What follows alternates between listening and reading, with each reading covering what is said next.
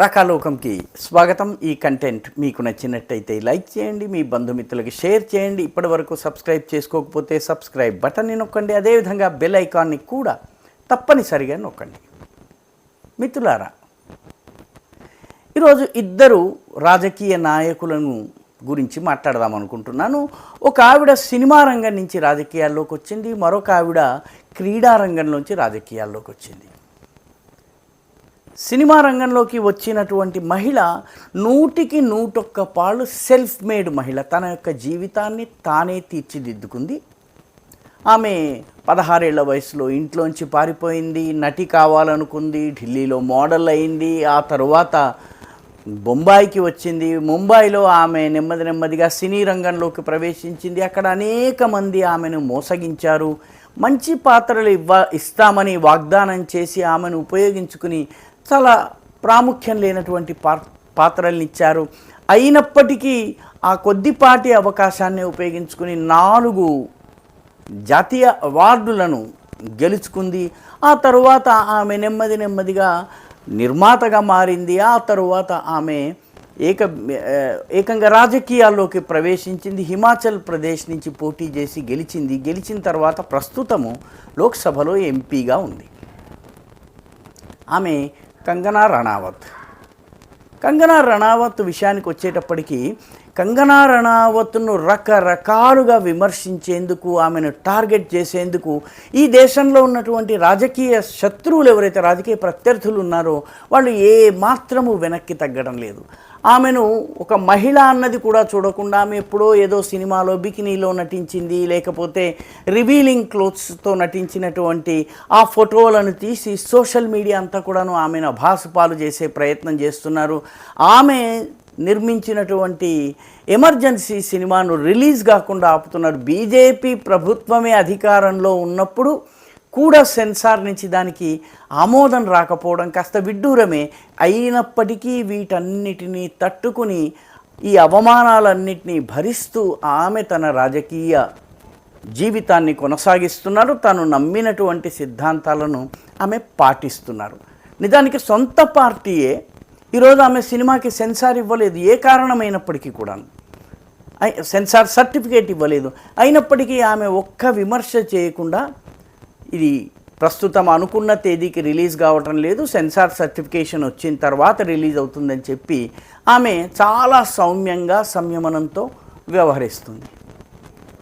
మరో రాజకీయవేత్త ఈమె రాజకీయాల్లోకి వస్తుంది, కాంగ్రెస్ పార్టీలో చేరుతుంది. కాంగ్రెస్ పార్టీలో హర్యానా ఎన్నికల సమయానికి ఈమె ఒక స్టార్ క్యాంపెయినర్గా మారుతుంది అన్నది రాకాలోకంలో అనేక సార్లు చెప్పడం జరిగింది.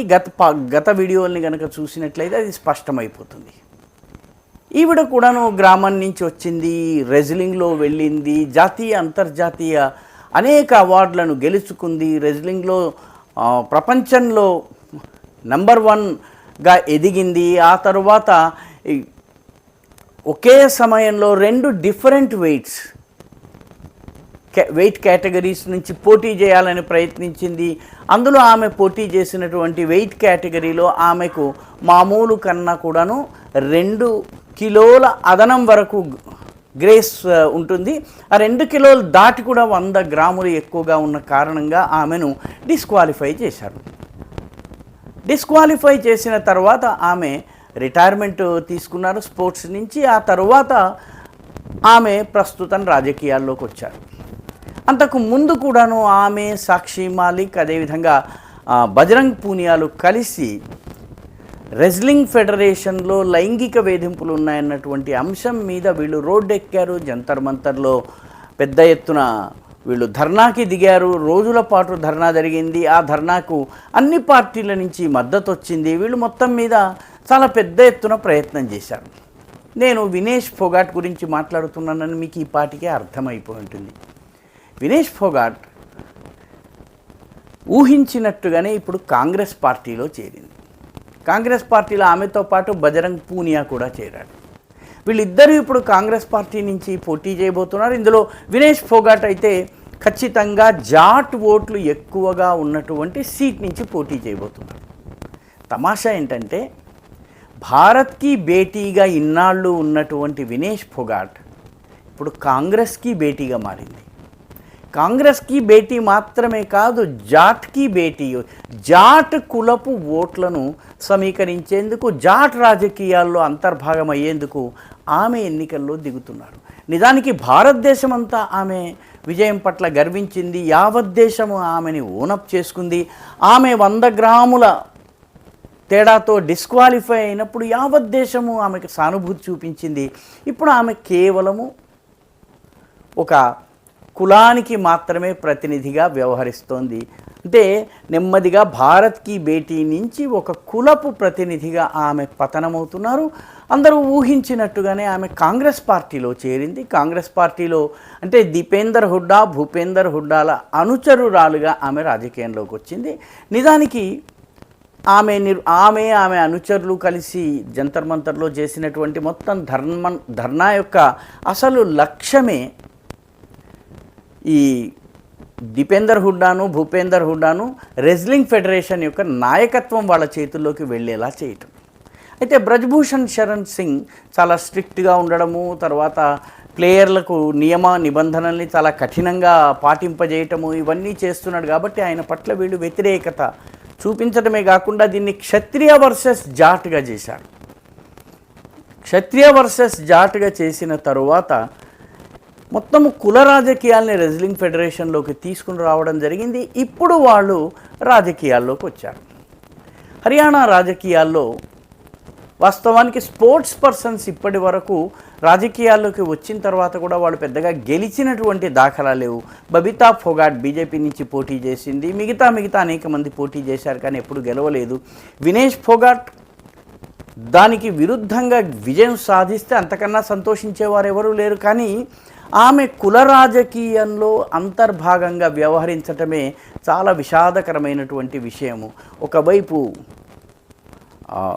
కంగనా రనౌత్ అన్ని రకాలుగా పోటీ చేసి అన్ని రకాల కష్టాలను ఎదుర్కొని తన జీవితంలో అన్ని నెగిటివ్స్ని వాటిపైన విజయం సాధించి అన్ని రకాల వ్యతిరేకతల్ని తట్టుకుని తన అస్తిత్వాన్ని, తన ఉనికిని, తన వ్యక్తిత్వాన్ని కాపాడుకోగలిగింది.